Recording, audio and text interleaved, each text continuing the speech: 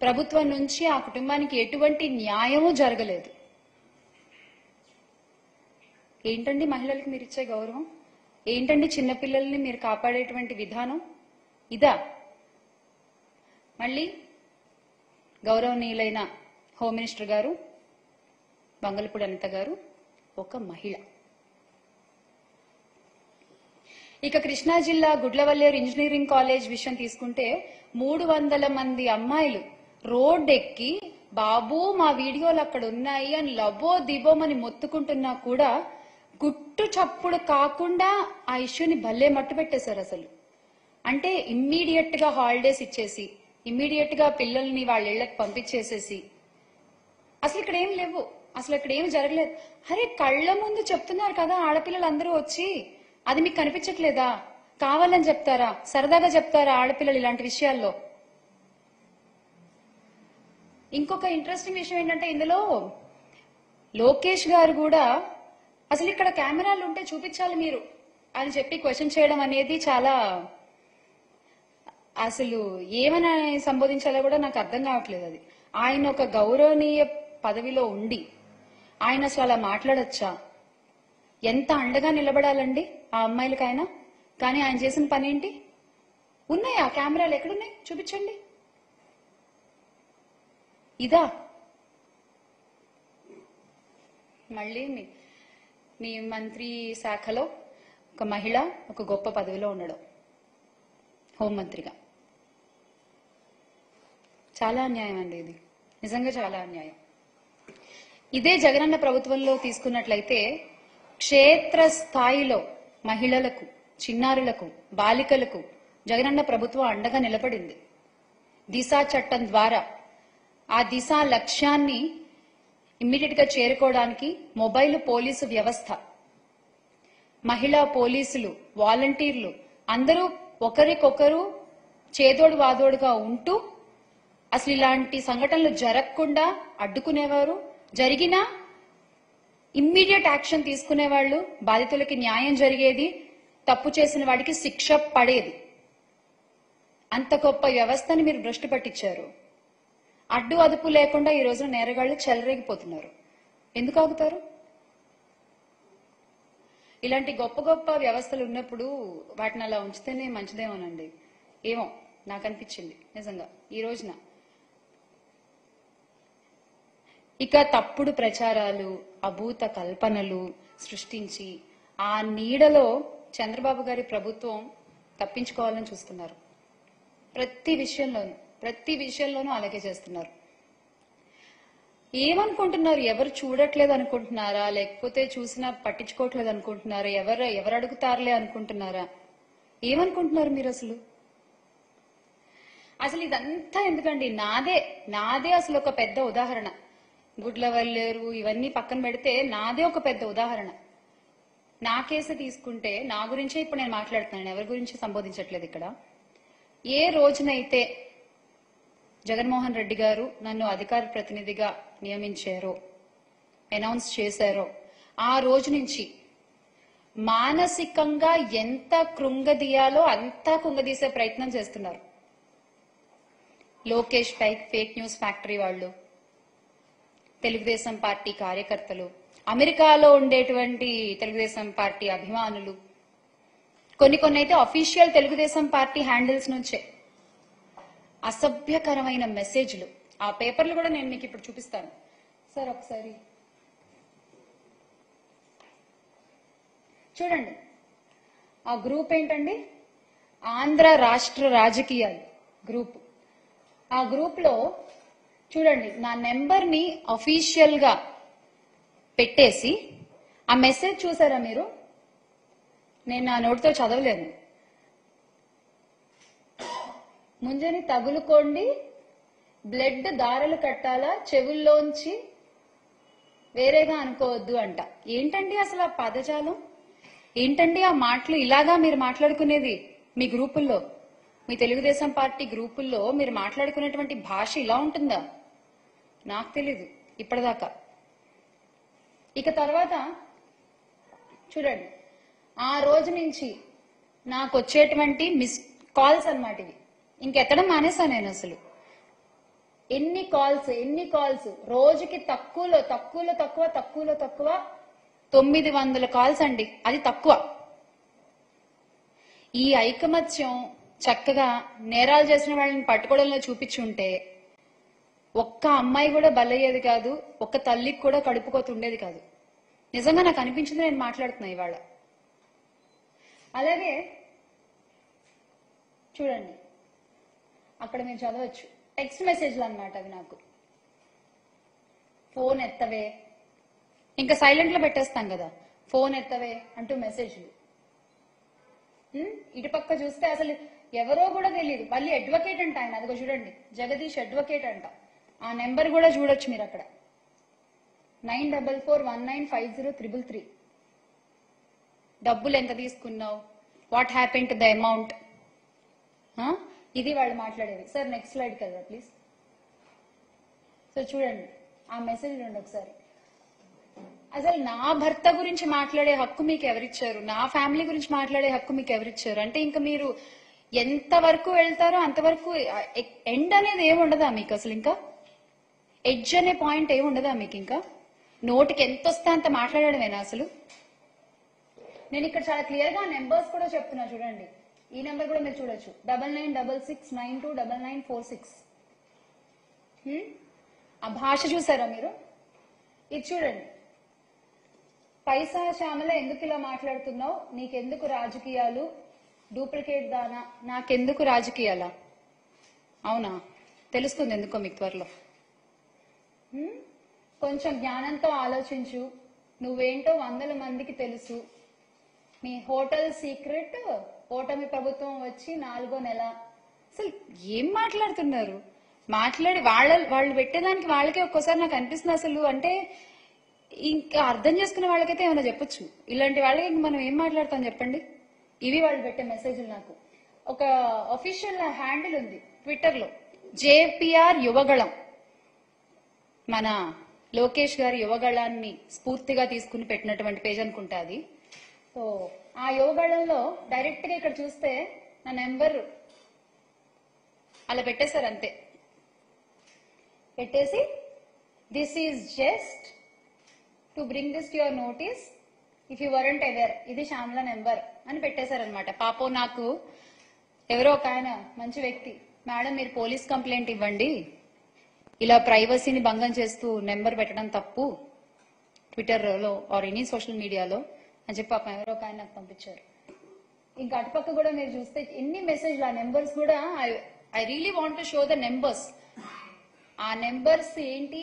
Yes, మీరు మీ red book లో ఏం రాస్తున్నారో నాకు తెలియదు, కానీ మీరు చేసేవన్నీ, రాష్ట్రంలో జరుగుతున్నవన్నీ ప్రజలు చూస్తున్నారు, దేవుడు చూస్తున్నాడు, దేవుడు రాస్తున్నాడు, ప్రజలు కూడా రాసుకుంటున్నారు.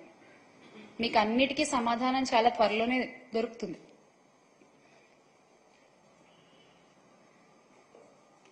సో ఇది చూడండి, ఇది లేటెస్ట్ అన్నమాట, వెరీ న్యూ అప్డేట్ అనేది. ఏంటి? Audio leak. నేను అవంతి శ్రీనివాస్ గారితో నేను ఫోన్లో మాట్లాడిన ఆడియో లీక్. ఎంత ఫేక్ చేశారంటే పాపం, అంటే వాళ్ళకి నా గురించి సరిగ్గా తెలియదు అనుకుంటా, డీటెయిల్స్, పర్సనల్ డీటెయిల్స్ కొంచెం వర్కౌట్ చేసి చేయాల్సింది అదేదో. అందులో ఆడియో లీక్ లో ఏమని ఉంటుందంటే, ఆయన అడుగుతారు నన్ను, అవంతి శ్రీనివాస్ గారు, ఏం మా ఇంట్లో అందరూ వెళ్ళిపోయారా, పిల్లోడు కాలేజ్కి వెళ్ళిపోయాడా అని అడుగుతారు. కాలేజ్కి వెళ్ళిపోయారు అని నేను చెప్తాను అనమాట. దాంట్లో మీకు ఆ లింక్ తర్వాత వాళ్ళు ప్రొవైడ్ చేస్తారు. వెళ్ళిపోయారని చెప్తా. నా కొడుకు 2nd క్లాస్ అండి, నా కొడుకు చిన్న పిల్లోడు. ఎలా మీరు ఇలా డీటెయిల్స్ సరిగ్గా కనుక్కోవాలి కదా, ఫేక్ చేసినా సరిగ్గా చేయాలి కదా మీరు. పోనీ ఎవరిని అడిగినా చెప్తారు కదా నా గురించి, 100 మందికి తెలుసు నా గురించి అని మీరేగా చెప్పింది. ఇలాగా మీరు చేసేది. మళ్ళీ ఏమన్నా అంటే మేము మహిళలకు అంత గౌరవం ఇస్తాం, ఇంత గౌరవం ఇస్తాం అని చెప్పుకుంటారు. ఇదేనా మీరు ఇచ్చే గౌరవం? అనిత గారు చెప్పండి, మీరు కూడా ఒక మహిళే కదా, ఇదేనా అండి ఒక మహిళని మీరు ట్రీట్ చేసే విధానం? ఇంకొక స్లైడ్ ఉంటుంది చూడండి, అగో వైఎస్ఆర్సీపీ, అదేంటది, glory to ఎన్సీబిఎన్. What is your glory? Chandrababu Naidu గారు, వాట్ ఈజ్ యువర్ గ్లోరీ? అంటే ఇక్కడ నేను ఎప్పుడో డాన్స్ చేస్తూ చేసిన ఒక రీల్ ని పెట్టి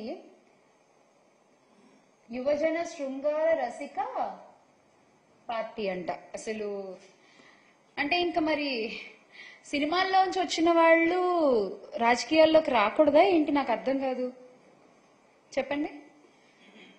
సినిమాల్లో వర్క్ చేసిన వాళ్ళు, ఇండస్ట్రీలో వర్క్ చేసిన వాళ్ళు రాజకీయాల్లోకి రాకూడదా?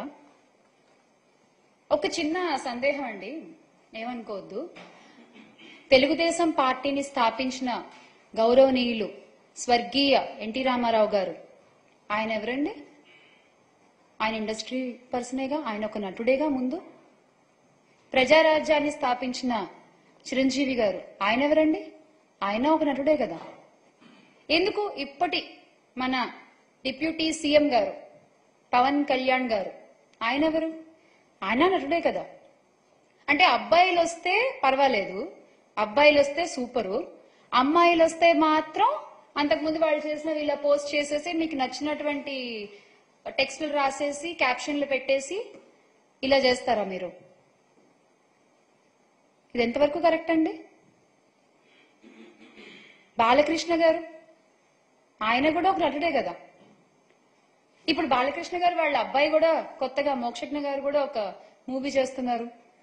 ఏమో ఇప్పుడు అంటే ఇప్పుడు ఆయన సినిమాల్లో ఆయన వాళ్ళు ఉన్నారు కాబట్టి అబ్బాయిలు వాళ్ళందరూ గొప్పోళ్ళు. ఇప్పుడు రేపు పొద్దున్న మోక్షజ్ఞ గారి సినిమాల్లో పక్కన ఏ హీరోయిన్ చేసినా, వాళ్ళు ఏ పాటలు చేసి డాన్సులు చేసినా అంటే హీరోయిన్ మరి పెడతారో పెట్టరో. మరి అమ్మాయిలు ఇలా ఇలా డాన్సులు చేయకూడదు కదా.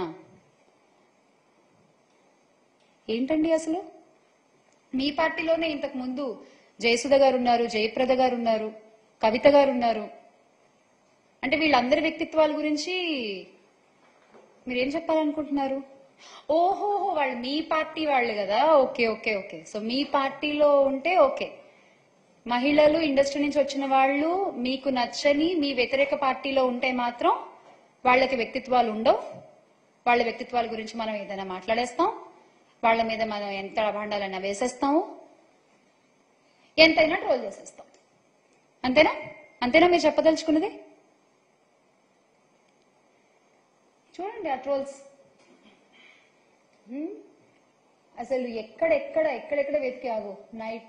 అసలు ప్రతిది అంటే ఇంకా మహిళ అనగానే ఇలా ట్రోల్ చేయడము మీకు అలవాటైపోయిందండి. బేసిక్ గా అలవాటైపోయింది. అంటే ఇప్పటివరకు నా మీద కానీ ఆర్ రోజా గారి మీద కానీ మీరు చేస్తున్నటువంటి ట్రోల్స్ కానీ మీరు అంటున్నటువంటి మాటలు కానీ ఇవన్నీ ఏంటంటే చేసే వాళ్ళకి ధైర్యం, మనోళ్ళు ఉన్నారు చూసుకుంటారులే అనేటువంటి ఒక ధైర్యం.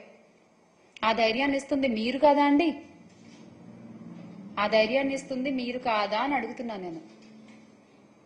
ఇలా ట్రోల్స్ చేసే వాళ్ళకైనా, ఇలా సైబర్ క్రైమ్లు చేసే వాళ్ళకైనా, లేదా మహిళల మీద, బాలికల మీద, చిన్నారుల మీద ఇలా అత్యాచారాలు అఘాయిత్యాలు చేసే వాళ్ళకైనా, హత్యలు చేసే వాళ్ళకైనా ధైర్యాలు ఇస్తోంది మీరు కాదా? మొట్టమొదటిసారి ఒక్కళ్ళు తప్పు చేయగానే ఇమీడియట్ గా యాక్షన్ తీసుకుంటే రెండో తప్పు జరగదు కదా. మీరు ఎందుకు తీసుకోవట్లేదు? అంటే మీ పార్టీ నాయకులు అందులో ఇన్వాల్వ్ అయి ఉన్నారనా? దీనికి ఖచ్చితంగా సమాధానం చెప్పాలండి. కూటమి ప్రభుత్వం దీనికి ఖచ్చితంగా సమాధానం చెప్పాలి.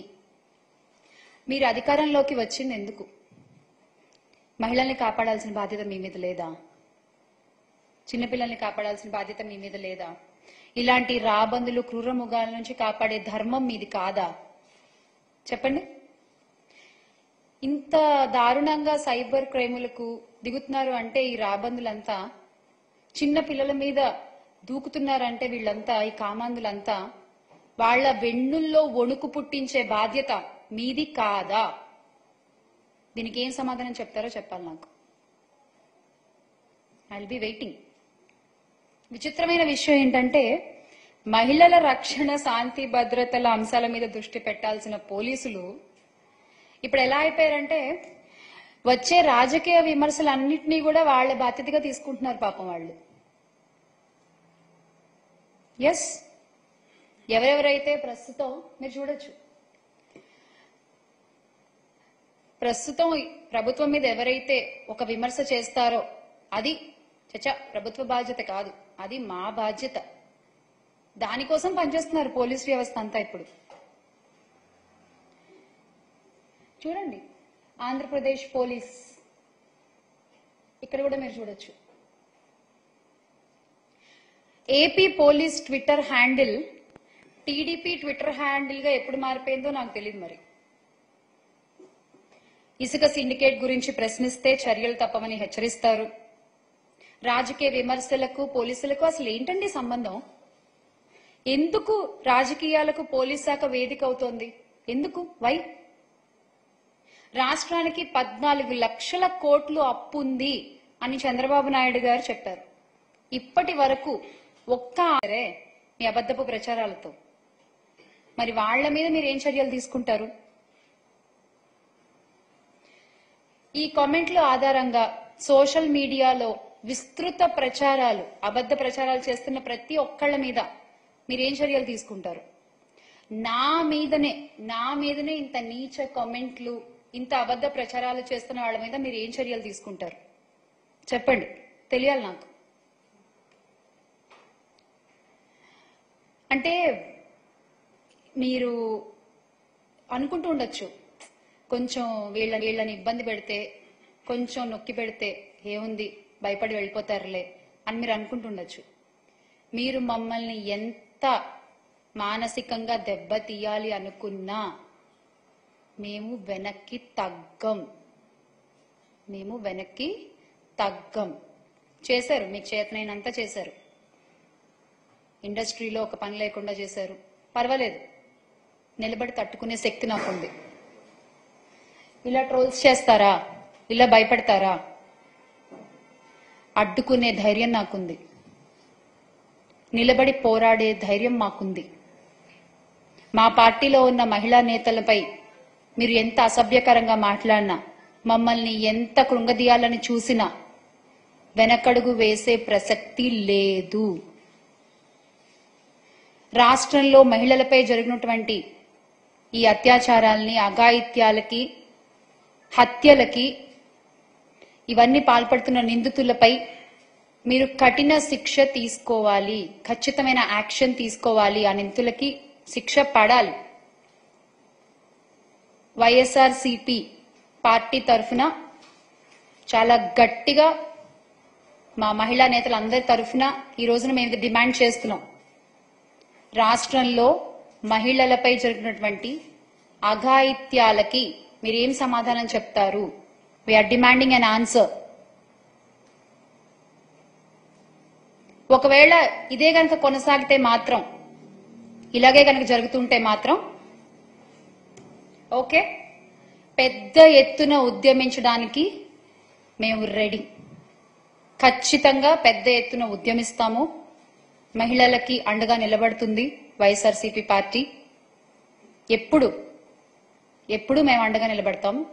అసలైన మహిళా శక్తి ఏంటో అవసరం వచ్చినప్పుడు ఖచ్చితంగా మీకు చూపిస్తాం, మీరు ఇలాగే కొనసాగితే మాత్రం. జై హింద్. చేశామన్నా, తీసుకునేది ఎవరు, యాక్షన్ తీసుకునేది ఎవరు? వచ్చే 1000 కంప్లైంట్లలో ఇదొకటి. నేను ఒక్కదాన్నే కాదు కదన్నా సైబర్ క్రైమ్ బాధితురాలు. ఎంతమంది ఆడపిల్లలు లేరు, ఎంతమంది లేరు?